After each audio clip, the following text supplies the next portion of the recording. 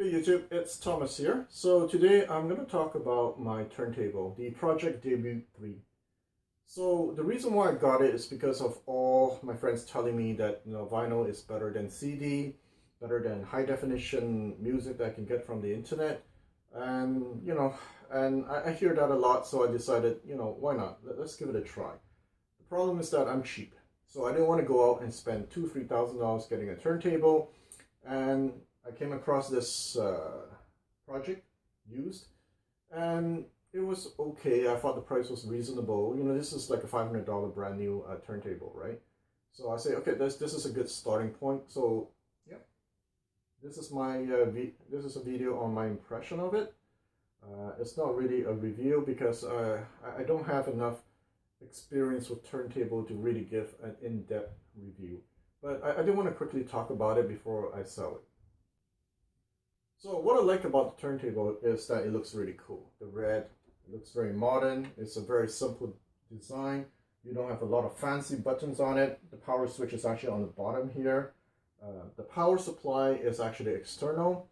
It spins up really fast. The arm is a bit light here.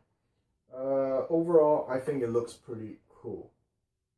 You also have the legs on the bottom where you can adjust. Well, I think that's true for all turntable. Actually, no, not on this, not on my other turntable. So turntable, like any other stereo equipment that I've owned, you get what you pay for. So if you're somebody who's used to, let's say, a very high-end DAC, like $4,000 brand new, then this will not be able to compete, right? If you're somebody who's owning a DAC that's about $700 used, yeah, this is okay then. Meaning that your DAC will give you more stuff that this cannot give you, and this can give you stuff that your DAC cannot give you. For example, when I compare it to, let's say, my sound card, my computer sound card, this Asus, which is pretty good actually, this Asus sound card, this turntable has more layers, meaning that when in the song, I can tell that you have instrument in front, at the back, much more clear than, let's say, my sound card DAC, right? And this is not a bad sound card DAC. It cost about maybe $200-300 when it was new. Also, when I compare it to my older DACs, well, it's based on my memory, right? That were in the $500 to $700 zone. This can compete. Now, if you're somebody who owns DACs that are 1,000 used and up, then you might be slightly underwhelmed by its performance, right? And that's normal. As I said, you get what you pay for.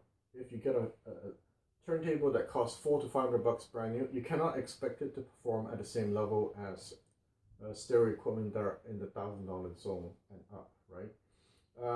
But it does give me something that my DACs cannot give. There's just something interesting about vinyl. Maybe it's because it has better dynamic range and blah blah blah blah blah, but there are times when I listen to recordings, especially the vinyls from the 70s, I'm like, wow, this sounds really good. I don't want to hear the same song on, let's say, in digital format.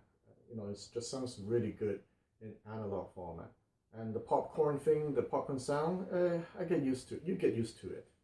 So another thing that's important when you get a turntable is to make sure you get a good phono stage, right? You can either buy one of these boxes. This is a Project 2 Box 2 that uses two tubes here. I think these are 12 AX7s, and they're okay. It's very important, the phono stage, because when I was using this turntable with my Marantz SC1211, that's a pretty modern preamp, and the phono stage was so-so. This is actually better than that built-in phono stage. However, compared to, let's say, my Accuphase here, I don't know if you can see here, the P222, there is a gap. The P222 phono stage is probably one of the best phono stage you can get for the money, right? So when I pair this project with it, it sounds pretty good. When I pair it, let's say, with my Marantz, it's not that good, right? So should you get it? let's put it this way: if you can get one for $200-300, it's a good entry to the world of vinyl, right? But I'm pretty sure if you're used to DAC that are in the 1,000, 2,000, you end up doing what I'm gonna do, which is upgrade. Because I got this, and then I got this, which sound better, and now I'm in search of turntables that are probably in the 1,000, 2,000 zone, right? But this did get me into vinyl, not as much as this. This one really got me hooked into vinyl. I'll do a review one day on it. But this, I would spend nights listening to this, and then I'll switch back to my DAC, then I'll switch back to this. So it's good, but not good enough for me to just go like, whoa, I just want to listen to vinyl the whole night, right? I know this is probably not what you want to hear. You probably want to hear like, oh, this is so fantastic that, I can't stop listening. But I do want to give an honest impression of what I think of it, right? It's good for the price. It's solid. It's there's nothing that stood out that made me go like, oh, this sounds horrible. It is a bit bright. The bass is a bit light, but it does have that what I call vinyl magic, which I cannot get when I listen to a normal DAC, right? Especially when you put recordings from the 70s, it just sounds so much better on vinyl. I know it sounds cliche, but you start playing with turntables and you'll understand what I mean, right? If you have a bit of money though, I would say to skip this, right? If you have $1,000 to spend on a vinyl machine, that's a turntable, it's better to just go that route, right? If you don't, well, if you have only $200-300, then this is absolutely a solid entry, a good recommendation. Remember, everything is a question of price, and if you read reviews on them, I don't think there's one bad review that I've come across, right? You must try to ignore that and be more than that. Love, what's love got to do? It's got to do with it.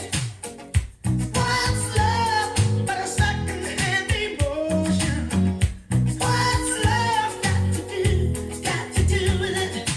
Who needs a heart when a heart can be broken? It may seem. So once again, just to remind everyone, I'm using my cell phone to record. It sounds a bit bright. Partially it's because of I'm using monitor audios here, and the fact that this turntable is a bit bright. But it's definitely better sounding, let's say, than compared to my Audio-Technica LS120 that I owned about 2 years ago when I first started my stereo journey. That turntable sounded digital. You're probably wondering, it's an analog device, how can it sound digital? But if you Google on that specific turntable, you'll see people talking about it, that it does sound digital. This is significantly better than that in terms of sounding analog, but because it's very clear, it's still not as analog sounding as I like it to be. For example, I'm comparing to a Riga P3, P5, P6, which I've auditioned before. But once again, you have to keep your expectations in check, because it is still just a $500 turntable when it was new, right?